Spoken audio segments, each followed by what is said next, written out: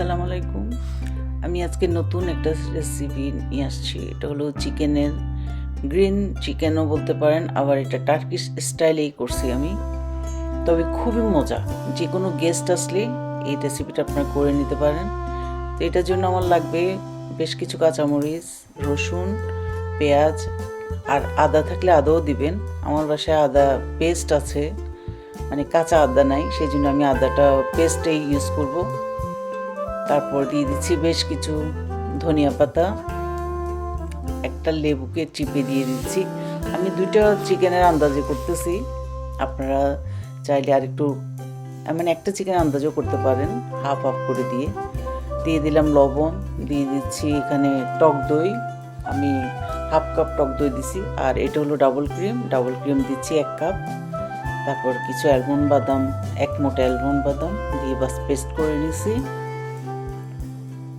পেস্টটাকে আমি একটা বাটিতে নিয়ে নিছি। এখন দিয়ে দিব এখানে ব্ল্যাক পেপার হাফ চামচ, তারপরে আর দিয়ে দিব আদার পেস্ট। এখানে আমি আদার পেস্ট 1.5 চামচ দিচ্ছি, কারণ আমার এখানে 2টা চিকেন। এখন আমি মাখিয়ে আর চিকেনকে আলাদাভাবে ধুয়ে নিয়েছি 2টা চিকেন এখানে। বাস চিকেনের সাথে আমি পুরোটা মিক্সড করে আমি রেখে দিব এখানে প্রায় 1-1.5 ঘন্টার মতো। আপনারা চাইলে রাত্রেও এটা মাখায় রাখতে পারবেন, সকালে এটা করা যাবে। যত বেশি মাখায় রাখবেন ততই ভালো। আর এখানে আমি একটু বাটার ইউজ করব তেলের সাথে। ফুল বাটার চাইলে ইউজ করতে পারেন, তবে আমি তেলও দিছি, তেলের সাথে একটু বাটারও দিছি। যখন গরম হয়ে যাবে তখন চিকেনগুলোকে আমি এই পাশ ও পাশ করে ভালো করে একটু ভেজে নিব। একটু কালার আসা পর্যন্তই ভাজতে হবে। যখন ভালোভাবে ভাজা হয়ে যাবে তখন উল্টায় পাল্টায় খুব সুন্দর করে ভেজে বাস তুলে নেবেন।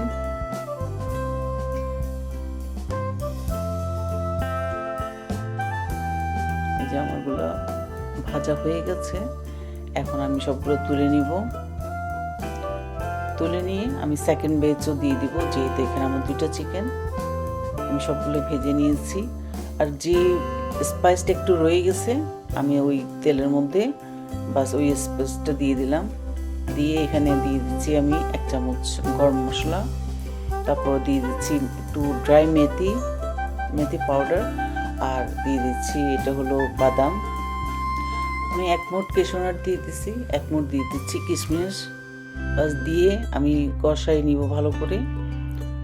যখন স্পাইসটা একদম ভালো করে কষানো হয়ে যাবে, তেলটা উপরে উঠে আসবে, তখন আমি ভাজা চিকেনগুলো এখানে মিক্সড করে দিব।